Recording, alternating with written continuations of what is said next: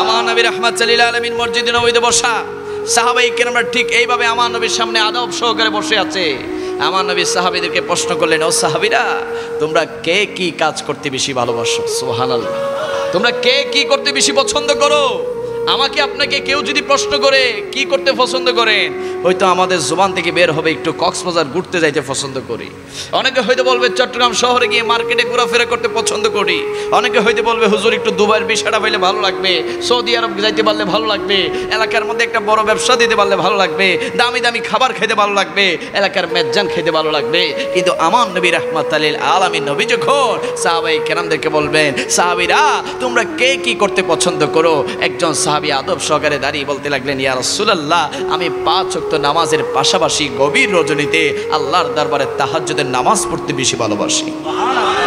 আরেকজন সাহাবী দাঁড়িয়ে বলতে লাগলেন, ইয়া রাসূলুল্লাহ, রমজানের 30টি রোজার পাশাপাশি সারাটা বছর আমি নফল রোজা রাখতে বেশি ভালোবাসি।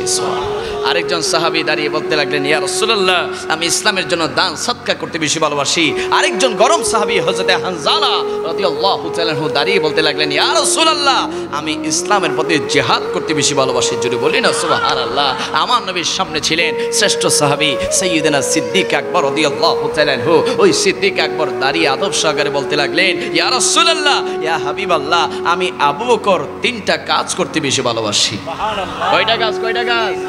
এক নম্বরে সিদ্দিক আকবর বলতে লাগলেন, ইয়া রাসূলুল্লাহ, আমি আবু বকরের প্রথম পছন্দের কাজ হচ্ছে আন-নাজরু ইলা ওয়াজহি। ইয়া রাসূলুল্লাহ, আমি আবু বকরের প্রথম পছন্দের কাজ আপনি নবীর নূরানি চেহারা মোবারকের দিকে সর্বক্ষণ তাকিয়ে থাকার জন্য বলি না সুবহানাল্লাহ।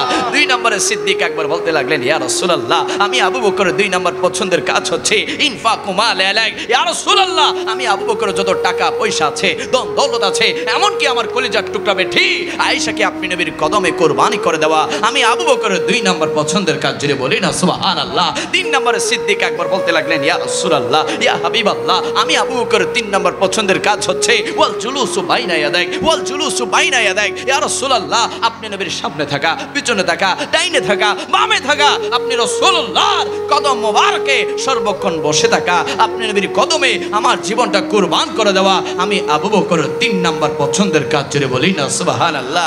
আমার নবীর নূরানি চেহারা মোবারক থেকে মুস্কি হাসি মোবারক দিয়ে বলতে লাগলেন, ও আবু বকর, ও সিদ্দিক, তোমার 3টা পছন্দের কাজ তো আমি নবীর জন্য।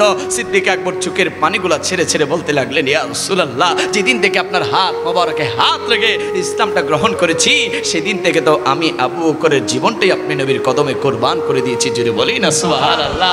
আমার নবীর ওই শ্রেষ্ঠ সাহাবী সাইয়্যিদুনা সিদ্দিক আকবর রাদিয়াল্লাহু তাআলা বলেন, মান আনফাকা দিরহামা আলা কিরাতিন মাউলুদিন নবী সাল্লাল্লাহু আলাইহি ওয়াসাল্লাম কানা রাফিকি ফিল জান্নাহ। চিৎকার দিয়ে বলি না সুবহানাল্লাহ। সিদ্দিক আকবর বলছেন, কেউ যদি আমার নবীর মিলাদ নবীর জন্য একটা টাকা, একটা পয়সা, একটু শ্রম, একটু মেধা যদি দেয়, ওই ব্যক্তিকে নিয়ে আমি আবু বকর জান্নাতে প্রবেশ করব। চলুন বলি না। আমরা সকলে সিদ্দিক আকবরের সাথে জান্নাতে যেতে চাই কি চাই না? আওয়াজ বলে চাই কি চাই না?